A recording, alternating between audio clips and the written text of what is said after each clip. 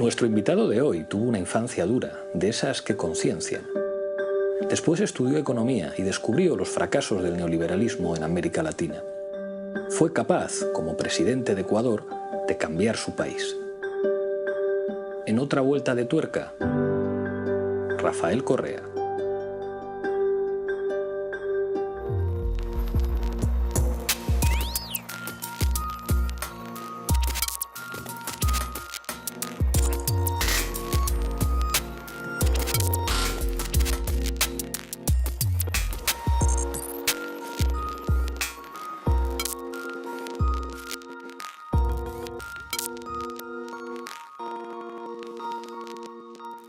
Rafael Correa, bienvenido a otra vuelta de tuerca, un honor. Gracias, Pablo, qué gusto verte. En este programa siempre empezamos preguntando por la infancia. Yo sé que la infancia de Rafael Correa no fue fácil. ¿Cómo era de niño? Fue una infancia dura, pero feliz, ¿no? Yo no vi a mi padre 3 años y medio, de los 5 hasta los 8 años y medio. Apenas llegó, a los 6 meses, mis padres se divorciaron. Éramos muy pobres, sobre todo esa pobreza cuando no corresponde a tus relaciones, ¿no? Estaba en un colegio privado, pero yo estaba becado, entonces mis amigos tenían casa en la playa, nosotros teníamos mi casa en Guayaquil, alquilábamos una casa muy precaria, no teníamos ni televisión. Pero nunca mis padres, eso fue un acierto, me hicieron sentir que carecíamos de algo y por el contrario, nos creíamos muy afortunados y en general te puedo decir fue una infancia dura, pero muy feliz. Si yo digo el nombre Eloy Alfaro, ¿eso qué significa para Rafael Correa, varias niño? Cosas. Inspiración, el mejor ecuatoriano de todos los tiempos, el viejo luchador y medio pariente también. Yo soy Rafael Correa Delgado. Hay una experiencia muy importante en tu vida cuando eres muy joven, que es una misión de los salesianos en la que entras en contacto con el mundo indígena, aprendes quechua. ¿Qué recuerdas de aquello? Bueno, eso recuerdo muy bien porque no era tan joven, eso fue cuando me gradué. Yo recuerdo que ya cuando estaba en el último año de universidad, o creo haciendo la tesis para graduarme, hubo una feria abierta en la universidad y había un stand que hablaba del problema indígena en el Ecuador. Y el problema indígena, si aquí no hay reservaciones como Estado, ¿cuál es el problema indígena?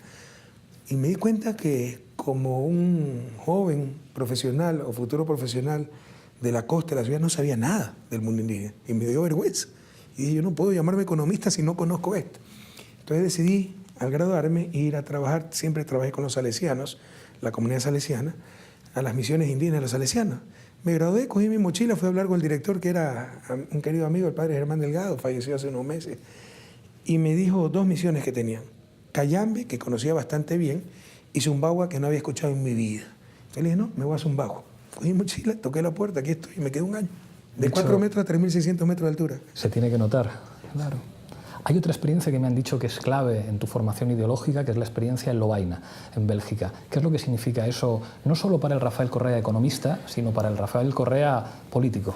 Bueno, yo siempre tuve inquietudes sociales, siempre me he nutrido mucho de la doctrina social de la Iglesia. En la universidad pues hice política universitaria de izquierda, ¿no? Mi movimiento era de izquierda, por primera vez ganamos la Asociación de Estudiantes en la Facultad de Economía, en la Federación. Y cuando fui a Lovaina, pues ya me pude también nutrir de la mejor formación académica, porque en ese tiempo la Universidad Ecuatoriana y todavía no tenía grandes falencias. Y también pude entrar en contacto con movimientos progresistas y fui representante de los estudiantes extranjeros. Tomé clases con profesores pues tenían una visión bastante socialista y bueno, me pude, insisto, alimentar de esa formación académica, rigurosa, técnica que tal vez me faltaba, ¿no? En tu tesis doctoral, 3 ensayos sobre el desarrollo económico en América Latina, pones en cuestión de alguna forma, digamos, lo que implicó el neoliberalismo y sus fracasos en los años 80 y en los años 90 en la región. ¿En qué medida eso marca lo que después seríais capaces de hacer en Ecuador? ¿Cómo sabes mi tesis doctoral? Porque eso no conoce nadie. Porque tengo un buen equipo. Porque ¿sabes lo que pasó? Eran 3 ensayos, ¿no? O se puede hacer una sola tesis o 3 ensayos. El uno lo pude publicar en una revista de CEPAL, los otros 2 estaba el proceso de publicación, que te mandas, te lo revisan, te regresan las observaciones, y me robaron la computadora con la base de datos de mi oficina de la universidad, y perdí todo, no pude publicar los 2 últimos ensayos. Pero 2 de esos ensayos era hacer pedazos de las reformas estructurales neoliberales del consenso de Washington en América Latina, porque sí me indignaba que lo que había no era ciencia, no era técnica, era propaganda. Lo que había hecho Banco Mundial, Fondo Monetario, BID, era una campaña multimillonaria de marketing ideológico, como dice el profesor Taylor de la New School of Social Science. Era simplemente un pillaje permanente que el Ecuador pagaba a los países del norte. Para ponerles un ejemplo, durante toda la década del 80 y del 90, ¿no?, hasta el 2005, el servicio de la deuda representaba alrededor del 50% del presupuesto del Estado. Entonces tomé el estudio del BID, vaya, ya hasta se me olvidó de qué año, en que proclamaba la eficiencia de las reformas estructurales en cuanto a crecimiento, etcétera, y lo despedacé porque todo era una farsa, o sea, pero era algo increíble, era como dice Douglas North, Premio Nobel de Economía de la Escuela Institucionalista, torturar los datos hasta que Natura confiese. Habían hecho como 9 modelos econométricos hasta que le dio uno con impacto positivo en las reformas estructurales. Yo hice mejores índices, mejores modelos econométricos y demostré que no había evidencia de que hayan mejorado crecimiento, bienestar en América Latina. 2 ensayos fueron sobre eso y el segundo, el intermedio, fue justo cuando estaba allá, fue la terrible crisis en mi país, donde a las élites no se les ocurrió mejor solución que eliminar la moneda nacional y adoptar el dólar como moneda de curso legal. Entonces yo hice un trabajo muy bueno sobre una moneda común para la región andina, ¿no? Hay toda una teoría al respecto, la teoría de áreas monetarias óptimas, en inglés OCA, ¿no? Optimum Currency Areas, pero también se perdió ese análisis, aunque la metodología es bastante sencilla y ahí no es que se haya descubierto nada. Y lo más absurdo fue adoptar la moneda de Estados Unidos, porque para adoptar la moneda de otro país, eso le pasa también a la Unión Europea, claro, deben coincidir los ciclos económicos. Y los ciclos económicos entre Estados Unidos y Ecuador son exactamente opuestos. Claro. Cuando nos va bien por el alto precio del petróleo, a ellos les va mal y viceversa. Entonces, cuando no ocurre eso, tiene que haber perfecta movilidad de fuerza de trabajo. Y bueno, pues que un trabajador desempleado de Ecuador vaya a trabajar a Estados Unidos. Claro. Eso no existe. Entonces es un absurdo técnico. Ustedes en teoría tienen movilidad de fuerza de trabajo, pero saben que es prácticamente imposible también que un trabajador griego vaya a trabajar a Alemania o viceversa.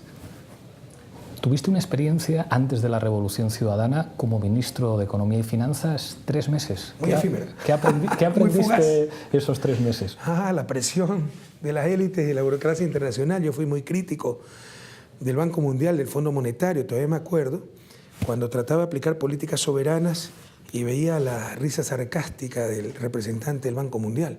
Cómo nos chantajearon con los créditos. Había un crédito, yo entro de ministro en abril, ¿no?, cuando cae el gobierno de Lucio Gutiérrez, abril del 2005. 2004 se había cerrado todo para un crédito, solo esperamos el desembolso. 200 millones de dólares el crédito, 100 millones el primer desembolso. Nunca llegó. Y siempre nos ponían otro pretexto del Banco Mundial.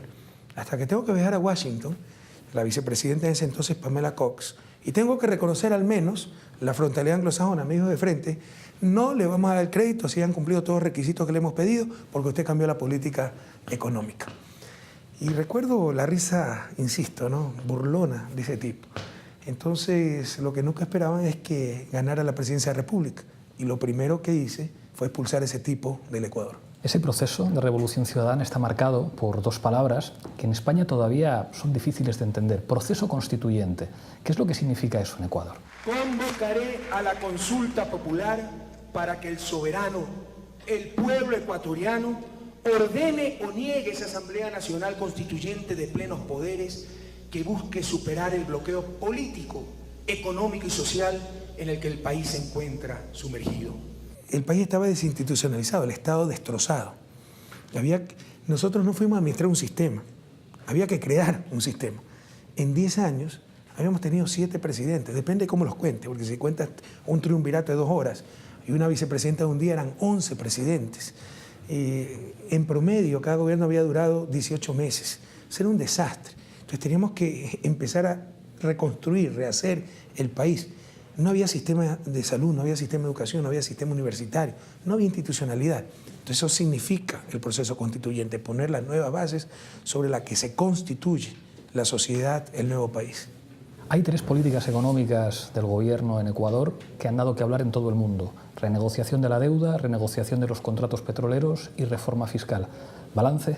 Eso nos permitió liberar miles de millones de dólares para tener el coeficiente de inversión pública más alto de Latinoamérica en varios años y en general en el periodo de los más altos, tal vez solo comparable con el de Bolivia, con Evo Morales, porque renegociamos con mucha rigurosidad técnica, pero también con mucha firmeza, una deuda que era inmoral y la pudimos recomprar a valor de mercado. Siempre se renegociaba a valor nominal. Nosotros la recompramos a valor de mercado. Eso bajó el servicio de la deuda como porcentaje del presupuesto del Estado del 20-23% al 5%. Liberó miles de millones de dólares. Luego los contratos petroleros que se renegociaron en los 90, se llamaban contratos de participación, cuando el precio de barril estaba a $16 y nos daban $4, $5 por barril. Subió el precio a 60, $70 y nos seguían dando $4 o $5 por barril. Lo renegociamos a contratos de servicios. Nosotros pagamos una tarifa por barril extraído por parte de las empresas privadas y el resto es para nosotros. Nos permitió ganar miles de millones, sobre todo cuando el precio estaba en 80, $100. Y triplicamos la recaudación tributaria, y más que por reforma fiscal, por combatir la evasión, porque era el deporte nacional, sobre todo de las élites, no pagar impuestos. Entonces, del incremento, hay estudios técnicos, econométricos, del incremento en la recaudación, 92% es por mayor eficiencia, solo 8% es por nuevos impuestos. Se habla también mucho de la relación con China, que tiene implicaciones geopolíticas y que ha sido determinante en la política del Ecuador. Te quiero preguntar por el balance de esa relación, digamos, nueva, diferente, con un actor geopolítico fundamental que está creciendo como es China. Bueno, sobre China, mira, nosotros somos ejemplo en América Latina de la relación con China. Para el tamaño del país, probablemente es la mejor y más intensa relación. Lo que pasa es que nuestras élites ya no saben qué criticar y son bastante discriminatorias, ¿no? Si los gringos nos tratan la patada, no importa, porque son coloraditos, altos, pero con los chinos, llegar a convenios, etc. Pero gracias al financiamiento chino hemos cambiado la realidad del país, ¿no? Los multipropósitos, las hidroeléctricas, la inversión china en Ecuador y el financiamiento es determinante. Y la deuda con China no es ni la tercera parte de la deuda externa, que además en total no es ni el 26% del PIB. La deuda pública, no solo deuda externa, sino con el sector privado, será un 28%. En España es 100%. Pero no, como no tienen qué más criticar, asustan a la gente por el sobreendeudamiento y que el país está entregado a China. Todo es una gran mentira, ¿no? Os enfrentasteis a un golpe de Estado. ¿Qué significa gobernar y sentir presiones internas pero también externas? Bueno, eso es gobernar. Estar sujeto permanentemente a presiones y gobernar en función de las grandes mayorías, ¿no? Yo te diría que una cosa fundamental que ha hecho la Revolución Ciudadana es cambiar las relaciones de poder. Siempre nos dominaron unas élites. La crisis de 1999 fue terriblemente mal manejada porque el gobierno estaba absolutamente entregado a la banca, era un gobierno de los banqueros. Ahora hemos manejado extremas dificultades económicas, pero en función del bien común, porque el poder está en las grandes mayorías. Entonces, por ejemplo, tú te refieres al 30 de septiembre del 2010, cuando aprovechando una insubordinación policial asusada por la prensa, por la oposición, con mala información, por una nueva ley, mintieron sobre la ley. El mejor síntoma de que cuando, para ratificarte en que tienes razón y los otros están equivocados, es cuando tienen que mentir para criticarte. Mintieron, engañaron, ¿ya? Hicieron sublevar a una parte, con mucha brutalidad, una parte de la fuerza policial, no pasaron de 1.000, y son 40.000 policías, pero patearon ciudadanos, disparaban, hirieron a mucha gente. Hay gente discapacitada en forma permanente y hubo 5 muertos en los enfrentamientos. Y yo fui retenido cuando fui a un cuartel policial sin saber la dimensión del problema, creyendo que era una simple mala información que aclarando las cosas se iba a solucionar, pero había todo un plan atrás para desestabilizar al gobierno, ¿no? La oposición llamó a las calles a los ciudadanos, salieron, pero para defender al gobierno. Se tomaron los canales públicos, se tomaron el aeropuerto, se tomaron la asamblea, se tomaron carreteros, etcétera, ¿no? Querían desestabilizar al gobierno y no lo lograron. Pero a mí, al ir a ese canal, a ese cuartel policial, yo estaba recién operado, tenía 24 puntos en una rodilla, mi rodilla derecha, caminaba con bastón y con dificultad. Me lanzaron gases lacrimógenos, empujones, me desvanecí. Me llevaron a emergencia al hospital policial que está al lado de ese cuartel y después me subieron al 3er piso, donde esta gente varias veces trató de tumbar la puerta para liquidarnos. Y yo dije claramente, salgo de aquí como presidente o como cadáver, pero yo no cedo en absolutamente nada. Quieren matar al presidente. ¡Aquí está! ¡Mátenlo si tienen valor! ¡Mátenlo si tienen valor! ¡Mátenlo si tienen valor! En vez de estar en la lucha libre, cobardemente escondido.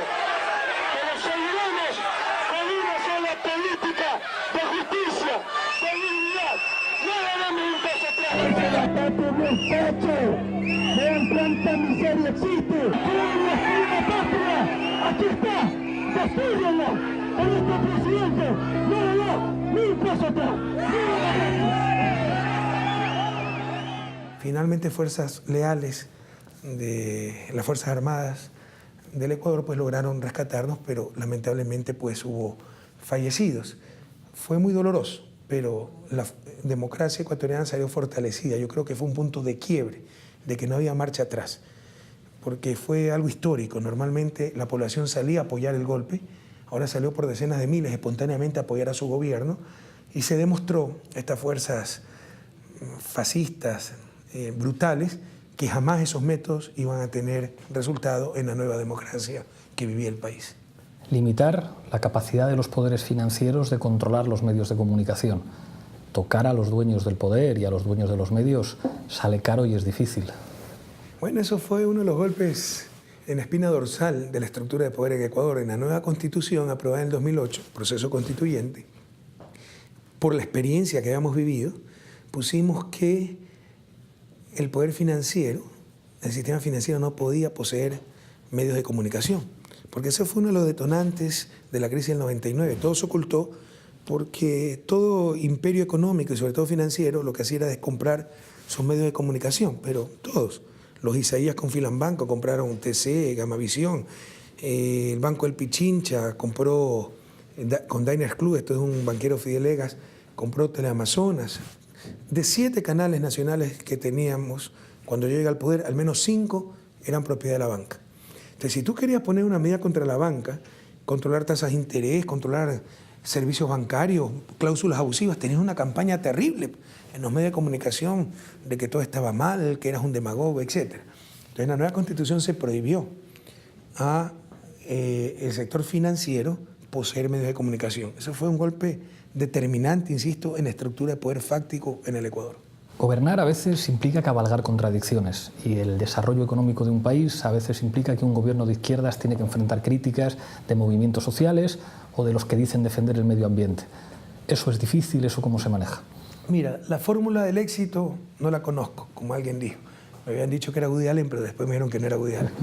La fórmula del éxito no la conozco. La del desastre es querer contentar a todo el mundo. Y gobernar es tomar decisiones.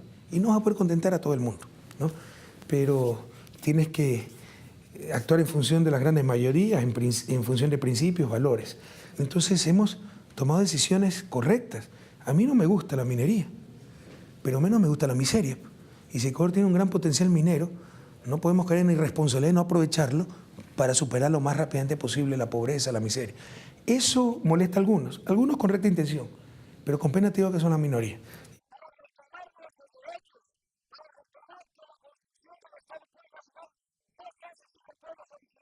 La mayoría son politiqueros que caen en terribles contradicciones y lo que quieren es, con cada decisión que tome el gobierno, desgastarnos lo más posible. Pero hay que enfrentar esas cosas, ¿no? El costo de gobernar, más aún en una democracia inmadura todavía, bastante inmadura como la democracia ecuatoriana. 19 de febrero, nuevas elecciones en Ecuador. ¿Perspectivas? Hasta ahora muy buenas. O sea, todo el mundo está disputándose el segundo lugar, nadie duda del primer lugar para la Revolución Ciudadana. O sea, eso ya es inédito en Ecuador y América Latina. Por eso quiero preguntar, digamos, cambio de ciclo en América Latina, malas noticias que llegan desde Argentina, malas noticias que llegan desde otros países. Como dijo nuestro buen amigo Álvaro García Linera, vicepresidente de Bolivia, son tiempos duros, pero tampoco terribles. Claro, vivimos una época de oro, ¿no? 2007, 2008, 2009, grandes líderes sudamericanos, Lula da Silva, Hugo Chávez Frías, Néstor Kirchner, hoy los dos últimos desaparecidos, fallecidos, de 10 países sudamericanos, latinoamericanos, ¿no? Porque también está Guyana y Surinam, pero latinoamericanos, 8 con gobiernos de izquierda. Esa fue la época de oro, ¿no? Ahora las cosas son un poco más difíciles, pero así es la historia. O sea, hay avances y pequeños retrocesos, pero volver al punto de origen va a ser bastante difícil, nuestros pueblos no lo permitirán. Podrá haber retrocesos temporales, pero yo creo que se han desencadenado procesos irreversibles. Y pronto, pues, frente al fracaso de los gobiernos de derecha, pues, volverán muchos gobiernos progresistas en la región. Vamos llegando al final a toda velocidad porque nos queda poco tiempo. Un referente político para Rafael Correa. Muchos, ¿no? El propio Hugo Chávez Frías fue increíble cuando llegó solito en 1999, el mismo Eloy Alfaro, y ya como personaje histórico un Gandhi, ¿no? Un libro para Rafael Correa. Depende de la etapa, ¿no? El libro Corazón de Edmundo de Amicis cuando fue niño, cuando fue adolescente Juan Salvador Gaviota, Richard Bach, todos estos son de mucho idealismo, ¿no? Y ya, pues, por ejemplo, Bad Samaritan, ¿no? La historia del desarrollo con Hayu Chan, hay muchos libros ahí. Una canción. Eso sí, ¿no? Mi cantante favorito, cantautor favorito, vive aquí, en Madrid, Alberto Cortés, argentino radicado desde siempre en Madrid. Pero mi canción favorita es Soy un corazón tendido al sol, de Víctor Manuel, asturiano. Preciosa canción. Preciosa. Una película. Me describe bastante bien. Mi película favorita, por la historia, la actuación, la música, es un poco vieja, pero para mí inigualable, es El Doctor Zhivago. Doctor Zhivago, gran película. Ya para acabar, una rueda de reconocimiento a toda velocidad. Te digo nombres y lo primero que se te venga a la cabeza. Eso es bien riesgoso, pero bueno. Simón de repente Bolívar. se puede salir una mala palabra. Claro. Gigante latinoamericano, 2 palabras. El Papa Francisco. Extraordinario ser humano y amigo. Donald Trump. Un peligro. Ahora sí que llegamos al final, te entrego la taza de la tuerca. Hay que cogerla con la mano izquierda y mirando a esta cámara brindar por lo que quieras. Bueno, por Latinoamérica y por Europa, por un mundo más justo, por un nuevo orden mundial donde prima el ser humano antes que el capital. Salud. Un honor, un gusto. Gracias.